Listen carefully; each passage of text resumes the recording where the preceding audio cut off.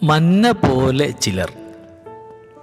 വിശുദ്ധർ മാനവരാശിയുടെ ഈ മരുഭൂമി യാത്രകളിൽ ആ പരമചൈതന്യത്തിൻ്റെ സ്നേഹാംബരത്തിൽ നിന്ന് അടർന്നു വീഴുന്ന മന്ന പോലെ. തന്നെ രേഖപ്പെടുത്തുവാൻ ഈശോ പോലും ആ രൂപകത്തെ ഉപയോഗിക്കുന്നുണ്ട്. ഞാൻ സ്വർഗത്തിൽ നിന്നിറങ്ങിയ ജീവനുള്ള മന്നയാണ്.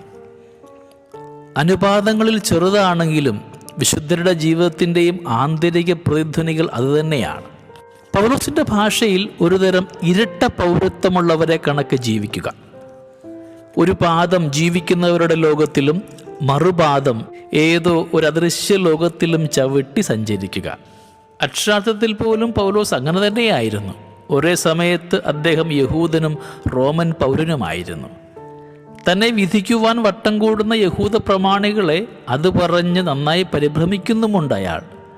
ഒന്നോർത്താൽ ഈ ഇരട്ട പൗരത്വമുള്ള മനുഷ്യർ നമ്മളെ വട്ടം ചുറ്റിക്കുന്നത് പോലെ ഒരാളും ഇത്ര ലളിതവും അഗാധവുമായി നമ്മുടെ ജീവിതത്തെ നേരിട്ടിട്ടില്ല. മന്നയുടെ കണിക്കാഴ്ചയിലേക്ക് ആദ്യമായി ഉയർന്ന മരുഭൂമിയിലെ തീർത്ഥാടകർ പരസ്പരം ചോദിക്കുന്നത് പോലെ, എന്താണിത്? മന്നയെന്ന പദം രൂപപ്പെട്ടതുപോലും അങ്ങനെയാണെന്നൊരു നിരീക്ഷണമുണ്ട്. മന്ന ഒരു ജനതയുടെ നിലവിളിക്ക് ദൈവം കൊടുത്ത ഉത്തരമായിരുന്നു അത്. ലോകത്തിന് വിശക്കുന്നു. പഞ്ചേന്ദ്രിയങ്ങളെ സമൃദ്ധമായി വിരുന്നൂട്ടിയിട്ടും അതിന് പിന്നെയും പിന്നെയും വിശക്കുകയാണ്. അവധൂതരും പ്രവാചകന്മാരും ഗുരുക്കന്മാരുമാണ് ആ വിശപ്പിനുള്ള പരിഹാരമെന്ന് ദൈവത്തിനറിയാം. ആവശ്യത്തിലേറെ മലിനമാക്കപ്പെട്ട നമ്മുടെ ജീവിതത്തിന് മുൻപിൽ അനന്യമായൊരു നൈർമല്യത്തിൻ്റെ പശ്ചാത്തലത്തിലേക്കാണ് അവരുടെ നിലനിൽപ്പ്. മന്നയെക്കുറിച്ച് വേദപുസ്തകം പറയുന്നത് പോലെ പുലരിയിൽ പാളയത്തിനു ചുറ്റും മഞ്ഞു വീണ് കിടപ്പുണ്ടായിരുന്നു. മഞ്ഞുരുകിയപ്പോൾ മരുഭൂമിയുടെ ഉപരിതലത്തിൽ പൊടിമഞ്ഞ് പോലെ വെളുത്തുരുണ്ട് ലോലമായൊരു വസ്തു കാണപ്പെട്ടു. മഞ്ഞിനേക്കാൾ ശുദ്ധമായ മന്ന. ഓരോ അവധൂതനെയും നോക്കി അവൻ്റെ കാലം അത്ഭുതപ്പെടുന്നു. ഇത്രയും നൈർമല്യവും നിഷ്കളങ്കതയും ഒരാൾക്ക് സാധ്യമാണോ എന്ന് നിക്കോദേമോസിനെ പോലെ വിവേകമതികളായി നമ്മളും പറയുന്നു. ഈ ജീവിത സന്ധ്യകളിൽ എങ്ങനെ ആ മഹാകാരുണ്യത്തിൻ്റെ ഉദരത്തിലേക്ക് വീണ്ടും പ്രവേശിച്ചിട്ട് വരണ്ട ചർമ്മങ്ങളുടെ സന്നിഗ്ധത വീണ്ടെടുക്കുവാനാവുമെന്ന് 100 വട്ടം സാധ്യമാണെന്ന് പറഞ്ഞു തരാനാണ് ഈ വിശുദ്ധർ ഇങ്ങനെ നമ്മുടെ ഇടയിലായിരിക്കുന്നത്. നോക്കൂ, നല്ലവരായി ജീവിക്കുവാനല്ല, നിർമ്മലരായി ജീവിക്കുവാനാണ് അവർ അതീവ സൗമ്യതയോടുകൂടെ നമ്മളെ ക്ഷണിക്കുന്നത്.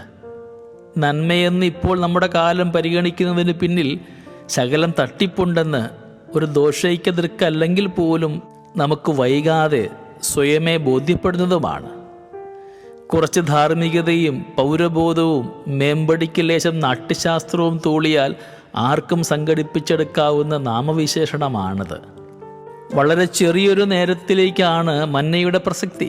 പിറ്റന്നേക്ക് സൂക്ഷിച്ചു വെച്ചാൽ ജീർണിച്ചു പോകും. വലിയൊരു തടാകത്തിലേക്ക് എറിയുന്ന വെള്ളാരം കല്ല് പോലെ ദുർബലവും നിസാരവുമായ ചില അനുരണനങ്ങൾ അത്രയേ ദൈവം തൻ്റെ ഈ സ്നേഹിതരിൽ നിന്ന് ആഗ്രഹിക്കുന്നുമുള്ളൂ.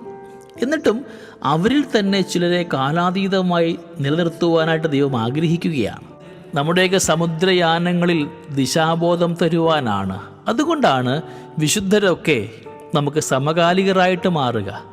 മന്ന പോലെ ശുഭ്രവും മധുരവുമായ അവരുടെയൊക്കെ ജീവിതത്തെ ഈ നോമ്പ് കാലത്ത് നമ്മുടെ ജീവിതവുമായിട്ട് ചേർത്ത് വയ്ക്കാം. നമ്മുടെയൊക്കെ ജീവിതവും അവരുടേതുപോലെ ആയി മാറണമേ എന്നൊരു പ്രാർത്ഥനയും നമുക്ക് ഈ നോമ്പ് കാലത്ത് നല്ല ദൈവത്തോട് പ്രാർത്ഥിക്കാം. ദൈവം നമ്മളെ എല്ലാവരെയും സമൃദ്ധമായി അനുഗ്രഹിക്കട്ടെ. നമ്മുടെ കർത്താവ് ഈശോ മിശിഹായുടെ കൃപയും പിതാവായ ദൈവത്തിൻ്റെ സ്നേഹവും പരിശുദ്ധാത്മാവിൻ്റെ സഹവാസവും നമ്മളെല്ലാവരോടും കൂടെ ഉണ്ടായിരിക്കട്ടെ, ഇപ്പോഴും എപ്പോഴും എന്നേക്കും. ആമേൻ.